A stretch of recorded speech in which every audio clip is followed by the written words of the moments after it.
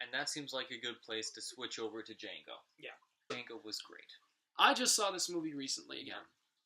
I can't believe how much this movie is just so... This movie is fantastic. My only complaints with this are really nitpicky. You want to go into those first? I think just while they're on my mind. Okay. I do not like the John Lennon sunglasses. Okay. For whatever reason. I think they're too over the top. Yeah. Yeah, I think they're a little too over the top. Okay. I love Jim Croce.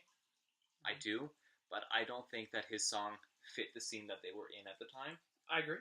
No, yeah, I can agree with that. I love the song too. I listen to Jim Croce all the time, but it did not fit it at that time. If people get mad at us on that, just tell us, who is Jim Croce? No, I hope I'm saying his name right. I always forget. I've heard Croce. I've heard I'm like, I don't know. Anyway, Croce. It's Croce. Yeah. But anyway, so continue.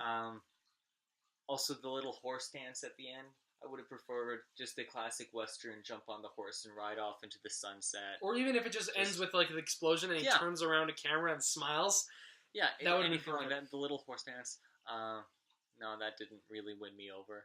I still didn't mind it. It's just I think it could have been better.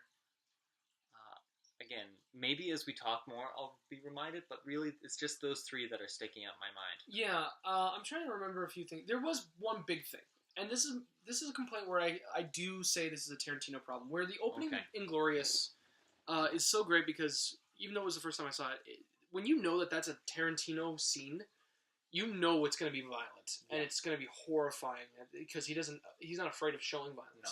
This is where I get, like, this is Tarantino and his writing. It won an Oscar for Best Original Screenplay. And I understand what he's doing. He's not just making a Western, he's making a fantasy film. This is his vision of a fantasy, like a medieval fairy tale. Yeah. My biggest problem is Kerry Washington's character. She's Brunhilde von Schaft. She's a German slave. She's a slave who speaks German, which is a great setup for later on with Dr. King Schultz. But she is not given really anything to do in this movie.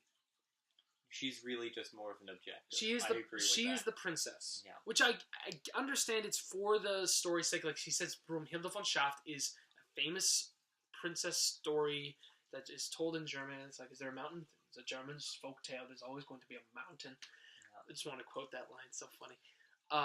But no, there's just... She's just an objective in this movie. I'm not saying that in a bad way.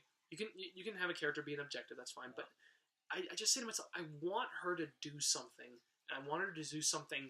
Like, Kerry Washington's a great actress. Yeah. And she's great in this role. But that was my biggest problem when I saw this movie again. I'm just like... I mean, yeah, I have that same problem. The dancing thing. Jim Croce's song is not as huge a thing because it's kind of a little bit. But no, I definitely get it. And the sunglasses, while not in the time, I get too. Yeah. I can understand why you're not a fan of that. But there is some... The KKK scene. That is exactly what I was just thinking about. I realize how watching this scene, there is nothing funny about racism. No. There is something funny about racism now. Because I'm just thinking, when has the KKK ever been funny? I think there was one moment that's kind of funny, but has nothing to do with that.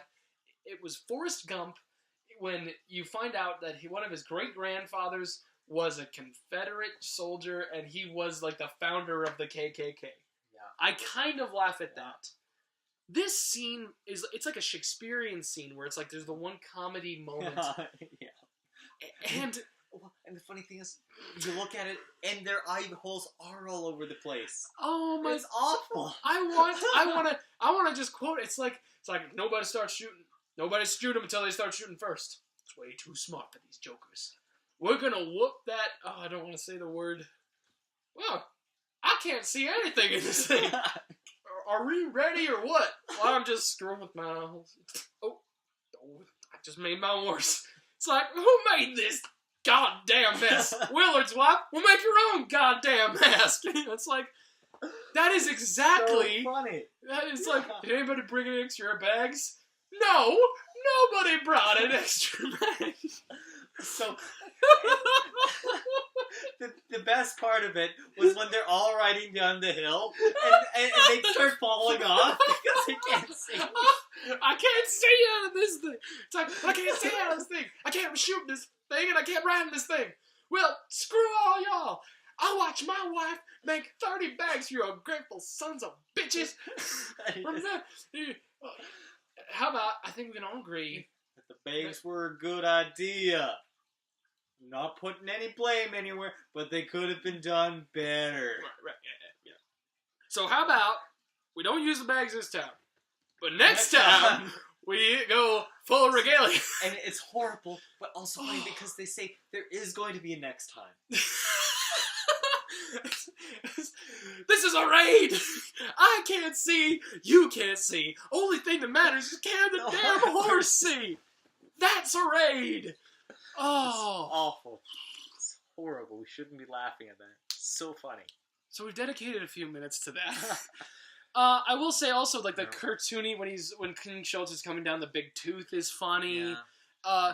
The funniest scene, though, the thing that makes me laugh, and I tried not laughing at this, is the worst part to laugh. It's when the big credits, it's like after having a profitable winter, they went to Mississippi. And underneath is a bunch of slaves in their muzzles and in chains, and I'm just saying to myself, I am laughing so hard right now. One more nitpicky thing. I know that everyone's blasted him for it. His Australian accent. Tarantino's Australian accent. No, you know what? And I don't find that a nitpick. But, he did it in the sense of trying, because there was like a person there and there was attached to the project, but they were waiting too long. I'm sorry. It was so awful. Bad. It was bad. And you know what? That scene in general, I don't care for. After the Candyland massacre, the movie's ending is, I get it. It works, but it's also kind of. I'm not saying it should have ended with massacre. I'm not saying it should have ended that way, but it adds a question. It's like, it could have, because I asked the question, where does all those guards go? Where do they go? Yeah. I don't know. I guess the movie doesn't know, but regardless. Yeah. No, but I'm going to say this. What were we saying? The Mississippi thing. Okay, we're away from funny now. Because, my gosh, this is just pretty... And then his blue suit. This is where the costumes just become fantastic. His blue suit makes me laugh. But aside from that, the one thing I'm going to say I really, really loved. I think Christoph Waltz, again, does a great job. And some people, like I had a teacher who said he does the same performance that he does in Inglourious. No, he doesn't. No. It's the same voice. Yeah. He doesn't change his voice at all, but it's a very different movie. He's playing the mentor character. He's playing this role. That's like saying Samuel L. Jackson always does the same thing in Tarantino. He does the same thing in every other movie. It's not a Tarantino movie. He does same voice, different characters. Another quick funny thing is the scene where he's in the bar tab. Like, again, dedication to screenplay. I'm really glad it won because of that bartender scene. I'm like, why did he shoot the sheriff? He's like, now you can get the marshal. And then he explains the marshal, what happened, and that whole thing where they're all out aiming guns.